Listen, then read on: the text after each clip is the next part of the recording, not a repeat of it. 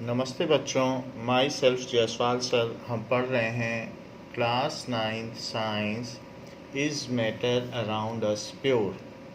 So in last class में हमने ये देख लिया था कि matter can be divided into two categories. One is pure substance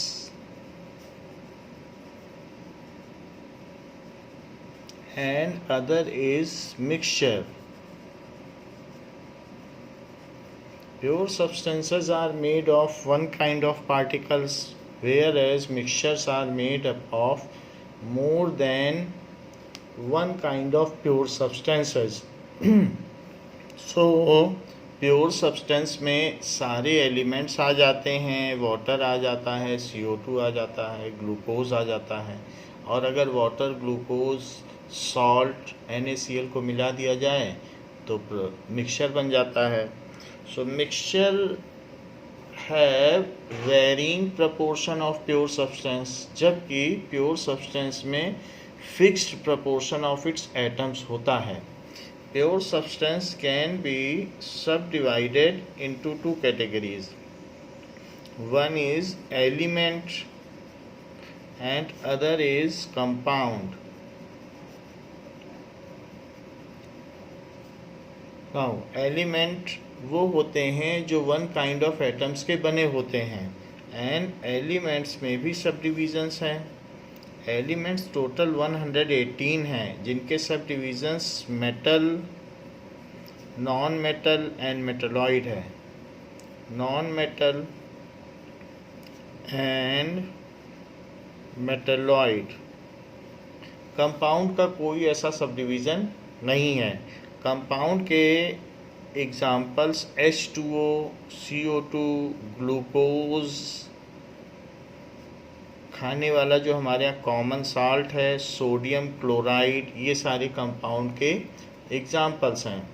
metal, non metal और मेटलॉइड्स के बारे में आपको पहले ही बता दिया गया है। जो मिक्सचर हैं वो टू टाइप्स के होते हैं।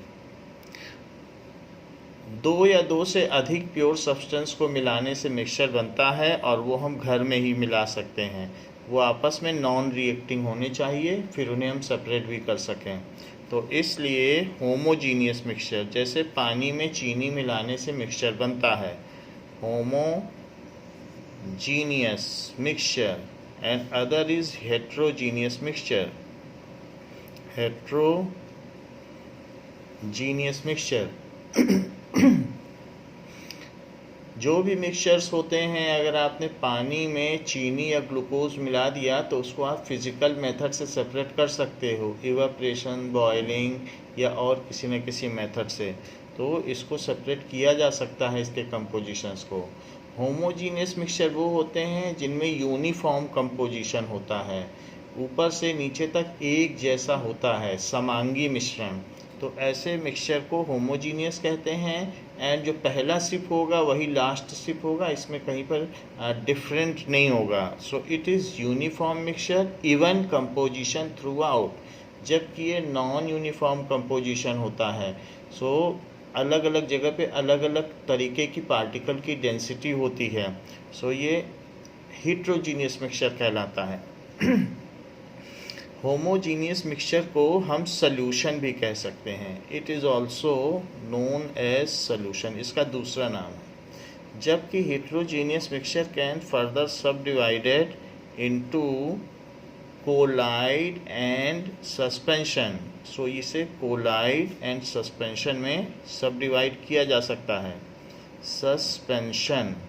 Now let us see the properties of solution, collide and suspension। Homogeneous और heterogeneous का डिफरेंस हम पहले ही देख चुके हैं। Now let us see the properties of solution। So features of solution या properties एक ही बात है। Properties of solution, फीचर्स भी लिख सकते हैं। तो इसमें क्या होता है, it has uniform composition, it has uniform composition, uniform composition होगा। और इसके अलावा the size of particle is less than 1 nanometre, the size of particles is less than 10 to the power -9 metre भी बोल सकते हो, या 1 नैनो मीटर भी बोल सकते हो, या 1 nm भी बोल सकते हो। इसके बीच में एक गैप रहेगा। तो इसके पार्टिकल का साइज़ बहुत छोटा होता है, तो जो भी आप मिक्सचर बनाओगे, मान लीजिए वाटर में चीनी का या नमक के पानी का बनाओगे, तो सारा जितने भी इसके कंपोनेंट्स हैं फिल्टर पेपर से सब पास हो जाएंगे। So all of its component pass through filter paper, all of its components pass through filter paper. So its component cannot be separated by filtration. और दूसरे फिजिकल मेथड हैं, इवेपोरेशन कर लो, दूसरे कर लो, बट फिल्ट्रेशन से नहीं सेपरेट कर सकते हो। और दूसरे फिजिकल मेथड से कर सकते हो, उबाल लो पानी को, पानी उड़ जाएगा, नमक बच जाएगा। So it's components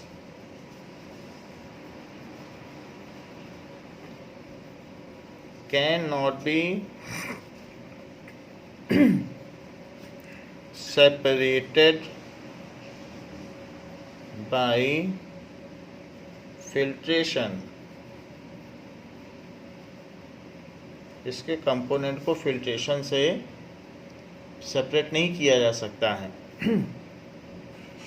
now filtration में क्या करते हैं, फिल्ट्रेशन एक ऐसा प्रोसेस है, एक बहुत न्यूज़पेपर की तरह का एक तरीके का ब्लॉटिंग पेपर आता है जिसमें इंक सूख जाती है, तो ये एक तरीके का फ़िल्टर पेपर है।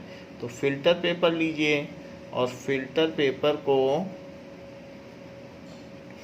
पहले आप बीच से फोल्ड कर दीजिए। तो बीच से फोल्ड करेंगे तो इस तरीके से फोल्ड हो जाएगा, ये फोल्ड कर दिया आपने। फिर इसके बाद इसको एक बार और फोल्ड कर दीजिए। सो एक बार और फोल्ड करेंगे तो फिर ये इस तरीके का फोल्ड हो जाएगा, ऐसे ऐसे फोल्ड हो जाएगा। तो यहाँ से आप इसको बीच में अब यहाँ से फोल्ड कर दें, पहले यहाँ से फोल्ड किया था, अब यहाँ से फोल्ड कर दें। फिर इसके बाद इसको कोन जैसा बना लें। तो कोन जैसा बनाने के बाद क्या होगा, बीच में से एक परत खोल लें। सो 1/4 खोलेंगे तो ये ऐसा हो जाएगा।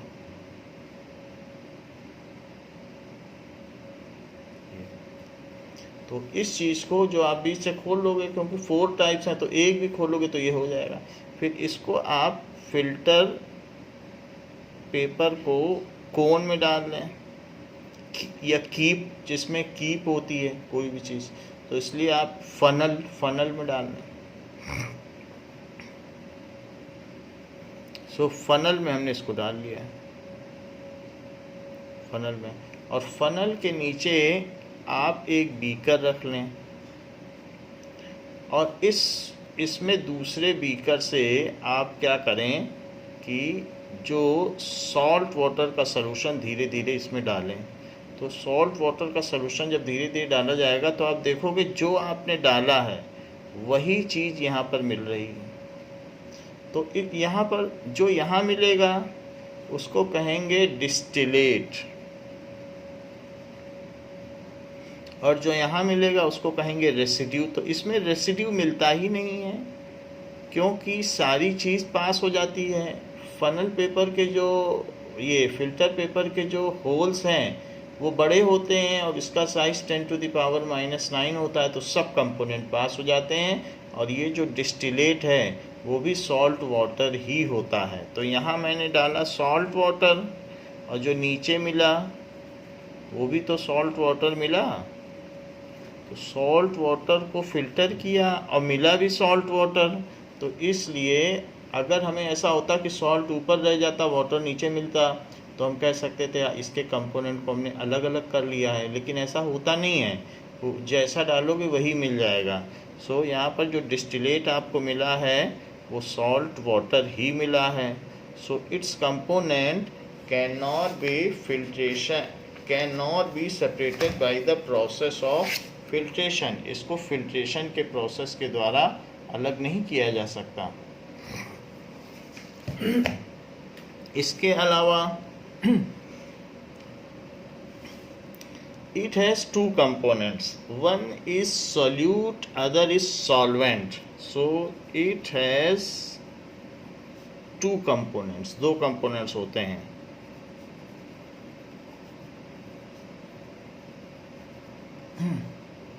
One is solute, other is solvent। दो चीज़ें होती हैं।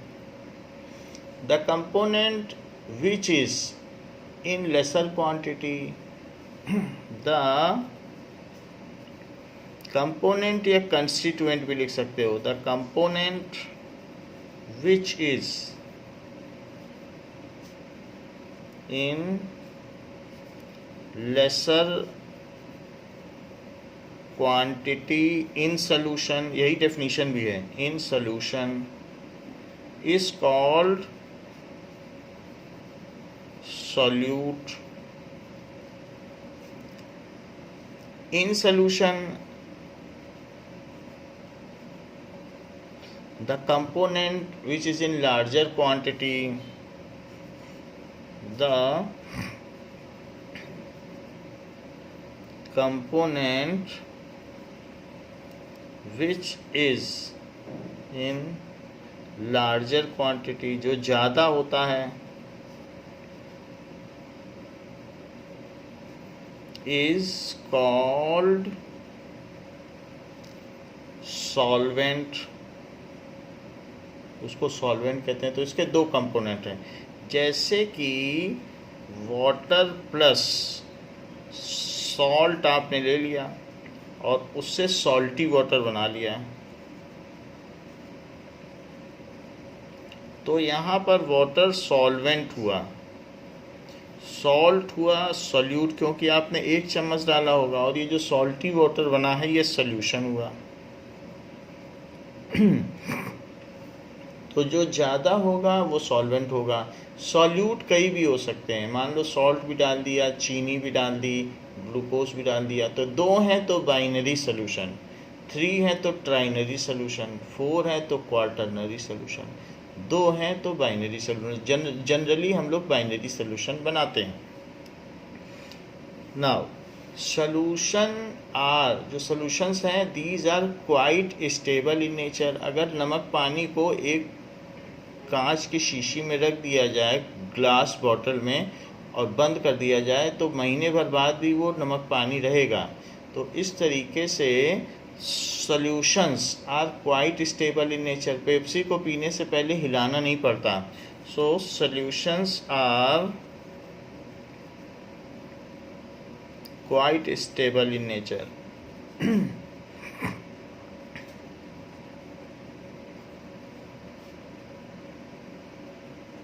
ये बहुत स्टेबल होते हैं।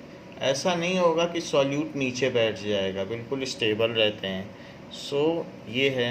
And the particles of solution can not be seen with naked eye. The particles of solution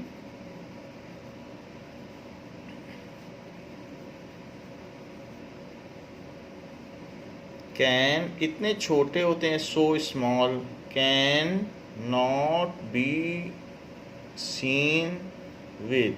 इसको माइक्रोस्कोप से देख लो तो देख लो, आंखों से नहीं देख सकते हो, विद नेकेड आई।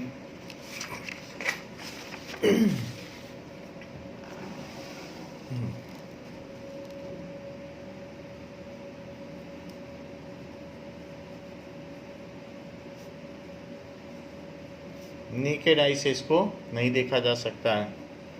इसके अलावा दे कैन नॉट स्कैटर लाइट, बहुत छोटे पार्टिकल हैं तो इस पर लाइट पड़ेगी तो बिखरेगी नहीं, वो पास हो जाएगी। जैसे बड़ी ज़मीन हो तो मोती की माला ज़मीन में पटको तो उसके मोती बिखर जाते हैं, लेकिन इसमें ऐसा नहीं होता। ये इतनी छोटे पार्टिकल्स हैं कि ये लाइट को पास हो जाने देते हैं, स्कैटर नहीं करते हैं। तो बड़े पार्टिकल होते तो जब लाइट अगर पड़ती इस पर तो लाइट पड़ती तो फिर यहाँ ऐसे स्कैटर हो जाती। तो इस तरीके से स्कैटरिंग है। छोटे पार्टिकल होते हैं तो लाइट पड़ती है तो वो अपना रास्ता बदल देती है, वो स्कैटर नहीं होती है। तो ये इसके पार्टिकल छोटे होते हैं, 1 नैनोमीटर के हैं। So they can not scatter light. दे इस प्रोसेस को स्कैटरिंग कहते हैं जो यहाँ पर हुआ है, scattering. If after colliding light collides with larger particle then it bounces back in multi direction, बहुत सारी डायरेक्शन में वो बाउंस बैक हो जाती है, उसको स्कैटरिंग कहते हैं। So they can not scatter light. So जब ये लाइट को स्कैटर नहीं कर सकते, so they do not give Tyndall effect. So they do not show path of light, path of light, ये path of light को नहीं शो करते। so they do not give Tyndall effect, इसलिए ये टिंडाल इफेक्ट नहीं देते। तो Tyndall effect ये नहीं देते हैं। नाउ जैसे यहाँ पर देखा जा सकता है कि ये सॉल्टी वाटर है जो कि सॉल्यूशन है होमोजीनियस इक्वेशन, और ये हेट्रोजीनियस इक्वेशन है। यहाँ से लाइट डाली जा रही है लेकिन इसमें पाथ ऑफ लाइट शो नहीं हो रहा है, और इसमें लाइट पड़ने पर इसके पार्टिकल इतने बड़े हैं कि लाइट को बिखरा दे रहे हैं। तो इस वजह से इसमें पाथ ऑफ लाइट शो हो रही है। तो ये टिंडाल इफेक्ट दे रहा है हेट्रोजीनियस सोल्यूशन। हेट्रोजीनियस सोल्यूशन में सस्पेंशन भी आते हैं, कोलाइड भी आते हैं, दोनों टिंडाल इफेक्ट देते हैं। लेकिन ये जो है ये टिंडाल इफेक्ट नहीं देता, और इसमें लाइट डालने पर भी लाइट का रास्ता नहीं दिखता, लाइट का पाथ नहीं दिखता। तो इसलिए homogeneous solution do not give Tyndall effect. So they do not show path of light, so they do not give Tyndall effect. इसके अलावा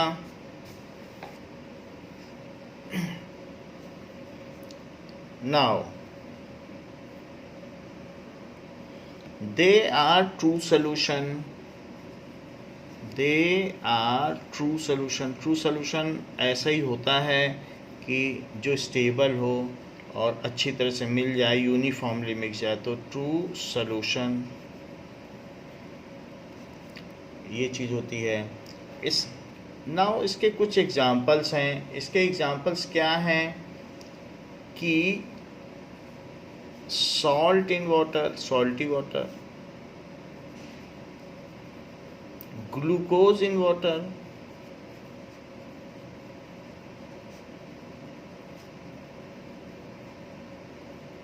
सॉफ्ट ड्रिंक्स। सॉफ्ट ड्रिंक्स में भी फ्लेवर होते हैं, चीनी होती है, तो सॉफ्ट ड्रिंक्स, लेकिन वो नीचे कुछ नहीं बैठता है, सॉफ्ट ड्रिंक्स हो गए। Air is mixture of gas. Air में CO2 भी है, ऑक्सीजन भी है, नाइट्रोजन गैस भी है, हाइड्रोजन गैस भी है, हीलियम गैस भी है, आर्गन गैस भी है। तो air is a mixture of various gases, और ये एक जैसी ही है। तो air is again a solution. Alloy का मतलब क्या होता है? अगर आप बहुत सारे मेटल को मेल्ट करके और उसको फिर से मिला के फिर से उसको आप फ्रीज़ कर दें तो वो एक एलॉय बन जाता है। एलॉय का कोरोजन नहीं होता, उस पर जंग नहीं लगता है। तो they are very tough metal and having high tensile strength. जैसे ब्रास हो गया, तो ब्रास के ये जो भगवान के बर्तन बनते हैं या इस तरीके से, ये सब एलॉय हैं, ब्रास एलॉय है। ब्रॉन्ज मेडल मिलता है तो वो भी एक एलॉय है। तो एलॉय है, एलॉय के बारे में अभी हम आपको डेफिनेशन बताएंगे। तो इस तरीके से these are glucose in water. इसी तरीके से शुगर इन वाटर, जो हमारे घर में चीनी है। कॉपर सल्फेट ब्लू कलर का होता है, उसे ही पानी में मिला दिया जाए तो वो भी है copper sulphate in water. Copper sulphate वो भी एक सॉल्ट ही है इन वाटर। तो ये सारे एग्जाम्पल्स हो गए जो कि सॉल्यूशन के हो गए। Now we will see alloys क्या होते हैं। Alloys are homogeneous mixtures. So alloys क्या हैं? These are homogeneous mixture.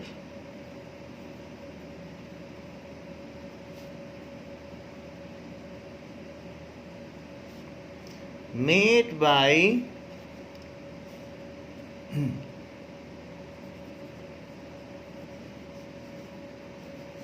melting various kinds of metals and non-metals. Various kinds, बहुत सा अलग अलग मेटल को, टू और मोर। वेरियस काइंड्स का मतलब टू और मोर। मेटल नॉन मेटल को,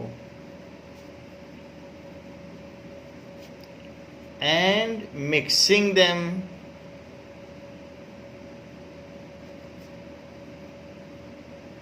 उनको मिक्स कर लो, मेटल को मिला मेल्ट करके मिक्स कर लो, एंड उसके बाद रीफ्रीजिंग देम, उनको फ्रीज कर दो तो उससे एलॉय बन जाते हैं। तो ये होमोजीनियस होते हैं। जैसे एग्जाम्पल क्या है, ब्रास। तो ब्रास में कॉपर रहेगा और जिंक रहेगा तो वो चीज़ एलॉय हो जाएगी। सो 30% जिंक रहेगा और 70% कॉपर रहेगा तो वो चीज़ एलॉय हो जाती है। नाउ 70% कॉपर रहेगा and 30% zinc, this is alloy. ऐसे ब्रॉन्ज है। सो ब्रॉन्ज में कॉपर और टिन रहता है। टिन क्या चीज़ होती है? जिस पेप्सी जो कैन में आता है वो टिन होता है, उसका जो कैन होता है वो टिन होता है। तो इस तरीके से ब्रॉन्ज के मेडल भी मिलते हैं। सो ब्रॉन्ज हो गया, तो ब्रॉन्ज मेडल हो गया। इस तरीके से ये एलॉयज होते हैं। एलॉय व्हील्स आते हैं जो स्कूटी में या बाइक में लगते हैं, वो नॉन रस्टिंग होते हैं। So these are alloys. Now हमने देखा कि कॉपर सल्फेट भी एक तरीके का सॉल्यूशन है। तो ये कॉपर सल्फेट है। अगर कॉपर सल्फेट को पानी में मिला दिया जाए तो ये एक सॉल्यूशन बनाता है जो कि होमोजीनियस है, copper sulphate solution. Now solution में दो कंपोनेंट होते हैं। तो कितना सॉल्यूट मिला हुआ है कितने सॉल्वेंट में, इस चीज़ को हम कैसे एक्सप्रेस करेंगे कि how much solute is mixed with solvent, that is called concentration of solution. Concentration of solution.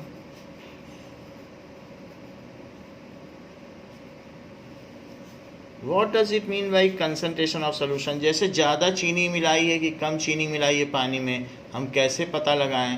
So the mode to represent how much solute is mixed in how much amount of solution is called concentration of solution.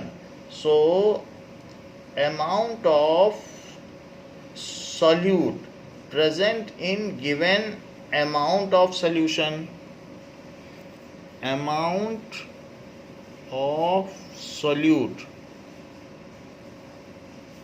present in given amount of solution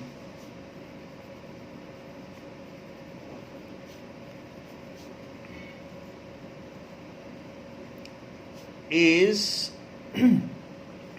called concentration of solution. concentration, उससे हमें पता चल जाता है कि ये जो हम शरबत पी रहे हैं ये कितना मीठा है. कोई बता देती 10 ग्राम चीनी हमने डाली है 100 ग्राम शरबत में, तो पता चल जाएगा कि कैसा सॉल्यूशन है. इस कॉल्ड कंसंट्रेशन. एग्जाम्पल के तौर पर 10 gram sugar mixed in water to make 100 gram sugar solution. तो हमको पता चल गया कि 100 ग्राम सॉल्यूशन में 10 ग्राम सॉल्यूट है. शुगर तो सॉल्यूट हुई ना, तो कितना सॉल्यूट प्रेजेंट है कितने सॉल्यूशन में. तो सॉल्यूट है 10 ग्राम और कितना सॉल्यूशन ले लिया 100 ग्राम शुगर सॉल्यूशन. तो ये चीज़ अगर हमें कोई बता दे तो यही कंसंट्रेशन है. बस इसी तरीके से हम निकाल सकते हैं, फिर हमें पता चल जाता है. इसको परसेंटेज में भी हम पता कर सकते हैं. नाउ तो कोई ये भी अगर हमें बता दे कि इन गिवन अमाउंट ऑफ सोल्यूशन, और ये कह दे कि 10 ग्राम शुगर है और मिक्स्ड इन वाटर है, वाटर यहाँ सॉल्वेंट है. अगर देखा जाए तो 10 ग्राम शुगर को 90 ग्राम वाटर में मिलाया गया होगा, तभी तो 100 ग्राम सोल्यूशन बन गया. तो इसको कितने ग्राम पानी में मिलाया गया होगा 90 ग्राम, क्योंकि दोनों मिल जाएंगे मास, तभी तो 100 ग्राम बनेगा. कोई ये भी हमें बता दे 10 ग्राम सॉल्यूट जो है इतने सॉल्वेंट में है, तब भी हमें अंदाज़ा लग जाएगा. We will get an idea that what is the concentration. So in given amount of solution भी हो सकता है और दूसरा हो सकता है कि सॉल्वेंट भी हो सकता है. दोनों में से कुछ भी बता दे तो हम अंदाज़ा लगा सकते हैं. तो हमारे बुक में अभी सोल्यूशन में ही कंसंट्रेशन दी है, जो आगे की क्लासेस हैं उनमें सॉल्वेंट में भी दी हो सकती है. तो इसलिए हम सोल्यूशन वाली देखेंगे. पर डेफिनेशन पूरी यही है कि सोल्यूशन में भी कोई बता दे तो भी पता चल जाए और सॉल्वेंट में बता दे तो भी पता चल जाए. सो फॉर्मूला ऑफ कंसंट्रेशन क्या है. कुछ चीज़ें तो हमें जाननी चाहिए कि mass of solute plus mass of solvent is equals to mass of solution,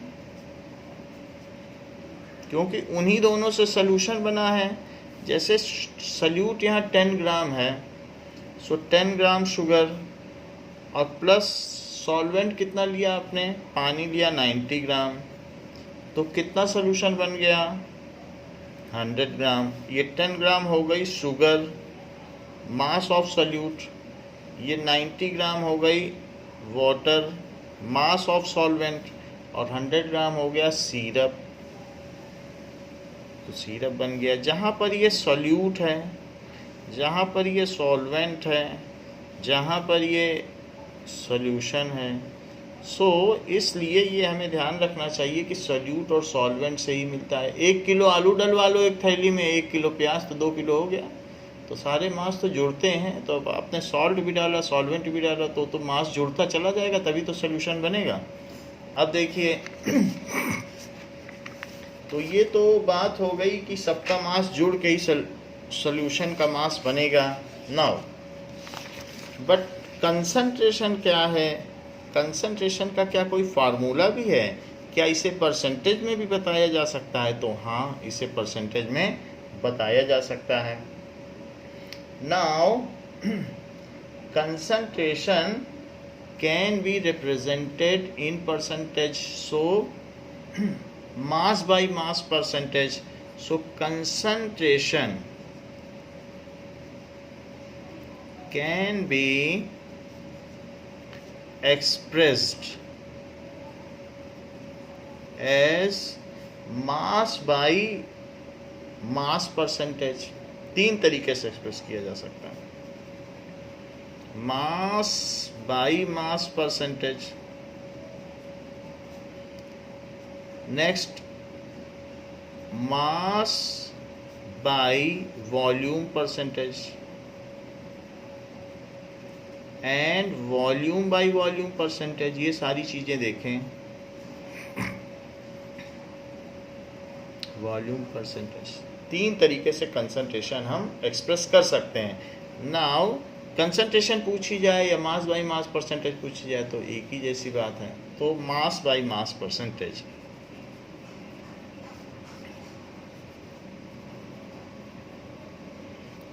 इसका मतलब क्या है, ऊपर भी मास हो नीचे भी मास हो। So mass of solute upon mass of solution into 100, ये है मास बाई मास परसेंटेज। जैसे कि कोई हमसे कह दे question, if 10 gram sugar is mixed in 90 gram water, find its concentration। इसकी सांद्रता ज्ञात करिए इन मास बाई मास परसेंटेज। इसके तो 3 मोड हैं, तो मास बाई मास परसेंट में आपसे पूछा गया है। सो सबसे पहले मास ऑफ सॉल्यूशन निकालो। ये तो सॉल्यूट और सॉल्वेंट का दिया है, जो मिलाए गए हैं। जो बना उसका तो बताया ही नहीं गया, बना तो सिरप। सो इसलिए मास ऑफ सॉल्यूशन तो निकालना पड़ेगा। Mass of solution is mass of solute plus mass of solvent। solute और solvent को जोड़ दो तो mass of solute 10 ग्राम है और mass of solvent 9 ग्राम है, तो मिलके कितना हो गया, 100 ग्राम हो गया mass of solution। अच्छा, मास ऑफ सल्यूट क्या है, क्योंकि ये शुगर सल्यूट है। सो मास ऑफ सल्यूट, जो कम होता है वो सल्यूट है, जो ज़्यादा होता है वो सॉल्वेंट होता है। तो 10 ग्राम हो गया। अब हमें मास ऑफ सल्यूशन का भी पता चल गया है और मास ऑफ सल्यूट का, यही दोनों फार्मूले चाहिए हमें, सल्यूट और सल्यूशन। हमें कंसंट्रेशन पता चल जाएगी। सो कंसंट्रेशन का एक बार फिर से फार्मूला लिखिए। जब भी कोई क्वेश्चन करें तो फार्मूला फिर से लिखें। Concentration mass by mass percentage. So concentration के लिए क्या करेंगे, in mass by mass percentage is equals to mass of solute upon mass of solution into 100। तो मास ऑफ सॉल्यूट 10 ग्राम है, ये है 100, तो इसको 100 लिख लें और इनटू परसेंटेज में निकाल लो तो इनटू 100। सो इस तरीके से ये फार्मूला हो गया। यानी 10 ग्राम सॉल्यूट इतने में है, तो उससे डिवाइड कर दोगे तो 1 ग्राम में कितना है, तो 100 से मल्टीप्लाई किया तो 100 ग्राम में कितना है, तो परसेंटेज है। जितने में है उससे डिवाइड कर दोगे तो 1 में आ जाता है, क्योंकि ज़रूरी नहीं कि यहाँ हमेशा 100 हो, कभी यहाँ 120 होगा, 230 होगा। तो जब उससे डिवाइड करेंगे तो पर ग्राम में कितना ये है, तो फिर 100 ग्राम में कितना ये है, तो इससे पता चल जाएगा। जैसे वेलोसिटी निकालते थे तो 2 सेकेंड 3 सेकेंड है, तो हम उससे डिवाइड कर देते थे तो पर सेकेंड में आ जाती थी वेलोसिटी, और फिर डिस्टेंस में हम डिवाइड कर देते थे टाइम से। तो उसी तरीके से पर ग्राम सॉल्यूशन में कितना है, फिर 100 में कितना है, तो इस तरीके से आ जाएगा। अब ये तो कट गया, तो इसके आगे 10% आ गया। सो it is mass by mass percentage, ये फार्मूला है। तो अगर ये फार्मूला है so it should be highlighted, तो इसको आप हाईलाइट कर लें क्योंकि ये 3 या 4 मार्क्स का क्वेश्चन इस पर आता है। अब इस पर 2 क्वेश्चंस आपकी बुक में दिए हुए हैं। तो पहला क्वेश्चन दिया है एग्जाम्पल 2.1। नाउ एग्जाम्पल 2.1 क्या दिया है कि ए सॉल्यूशन कंटेन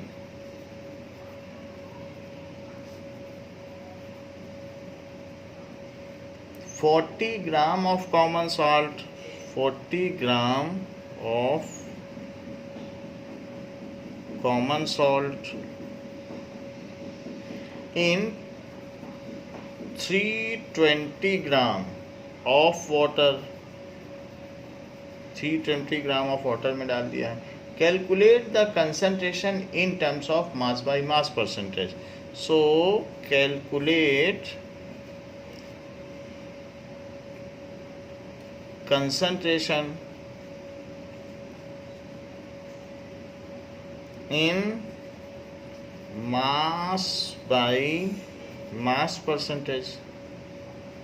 तो आपने कॉमन सॉल्ट को पानी में डाल दिया तो सोल्यूशन कितना बना, इतने ग्राम नमक, इतने ग्राम पानी, तो कितना बन गया सॉल्टी वाटर। सो सोल्यूशन में सोल्यूशन का मास चाहिए ना, तो सोल्यूशन का मास कैसे निकालोगे। सो मास ऑफ सोल्यूशन, एक बैग में 1 किलो आलू 1 किलो प्याज डालोगे तो 2 किलो हो जाएगी। तो mass of solution is mass of solute plus mass of solvent. So कितना नमक डाला गया, 40 ग्राम कॉमन सॉल्ट है, और कितना वाटर डाला गया, 320 gram. So it is aggregated as 660 gram, 360 gram हो गया मास ऑफ सोल्यूशन। और मास ऑफ सल्यूट भी लिख लें, वो तो 40 ग्राम है क्योंकि उसकी भी ज़रूरत पड़ेगी।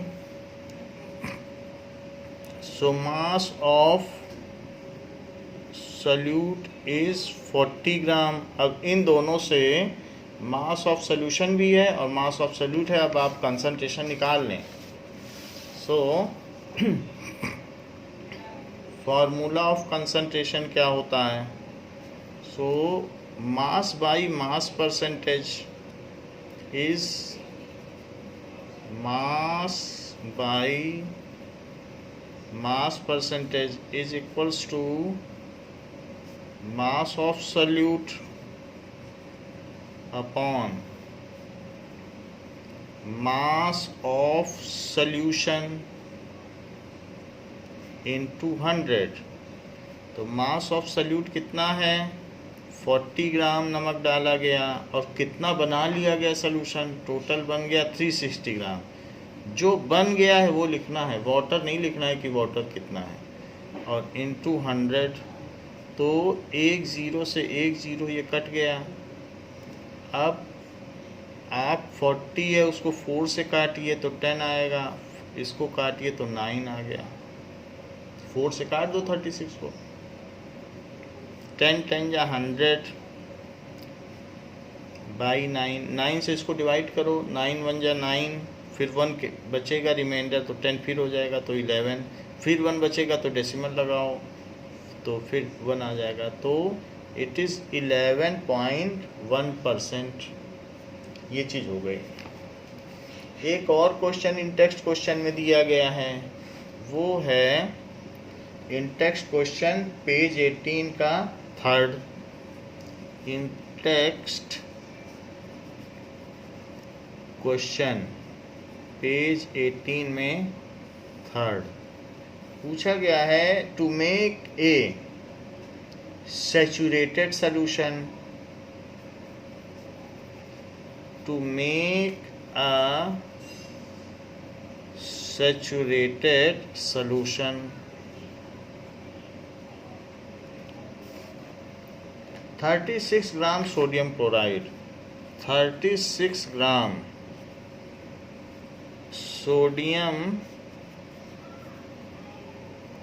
chloride is dissolved in 100 gram of water, is dissolved in 100 gram water. Saturated solution का मतलब है कि उसमें और नमक पानी न डाला जा सके, तो मतलब नमक और न डाला जा सके।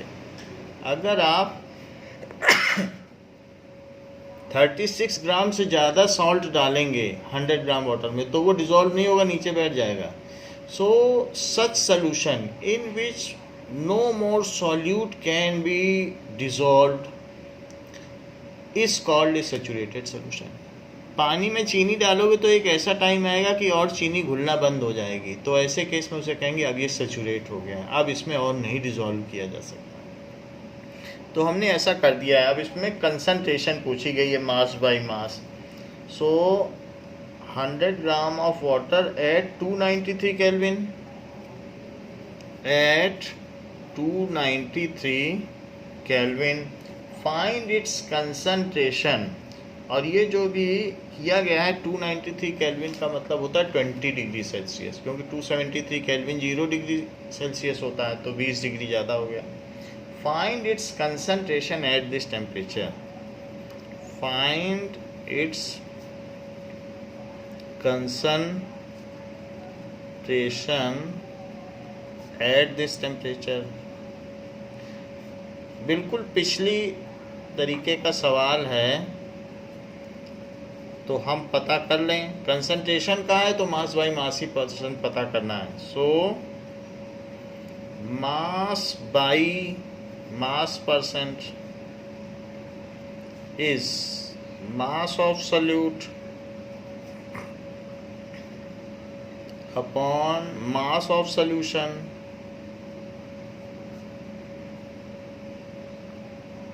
into 100। अब देखो इतने ग्राम सोडियम क्लोराइड है यानी NaCl और इतना वाटर है, मिलाओगे तो कितना बन जाएगा, तो उन दोनों को मिला देते हैं। सो मास ऑफ सोल्यूशन क्या है, mass of solution is equals to mass of solute plus mass of solvent. जो ज़्यादा होता है उसे सॉल्वेंट कहते हैं। So mass of solute 36 gram, mass of solvent है 100 ग्राम। तो इन दोनों को अगर मिला दिया जाए तो 136 ग्राम हो गया। तो 136 ग्राम ने बना लिया। अब जरा देखें कि इस फार्मूले को लगा लें और सोल्यूट कितना है, मास ऑफ सोल्यूट भी लिख लें क्योंकि उसकी भी ज़रूरत पड़ेगी। It is 36 gram. So mass by mass percentage कितना हो जाएगा, आप फार्मूले में सीधा रख दें, mass by mass percent is equal to mass of solute 36 gram और ये है 136 ग्राम, क्योंकि दोनों को मिलाओगे तो इतना बन जाएगा, और इंटू 100। तो ये 4 से कट जाएगा, 4 9 जा 36, 4 3 जा 12, 4 4 जा 16। अब इसे भी कट कर दो 2 से, तो ये 50 आ गया और ये 17 आ गया, और 9 5 जा 45, तो 450 बाई 17। अब 17 से इसमें डिवाइड करो तो 34 और 1 1 0। तो अब इसमें क्या करें, 102, फिर कितना बच गया 8, पॉइंट लगा दीजिए तो 4, तो 26.4% आ गया, क्योंकि नीचे हमने इसमें ये लिख दिया है mass of solute plus solvent, तो फिर 136 ग्राम ये हो गया और ये 36 ग्राम हमने लिख दिया। तो बाकी का तो कैलकुलेशन है, वो कैलकुलेशन हम कर सकते हैं और उससे पता कर सकते हैं।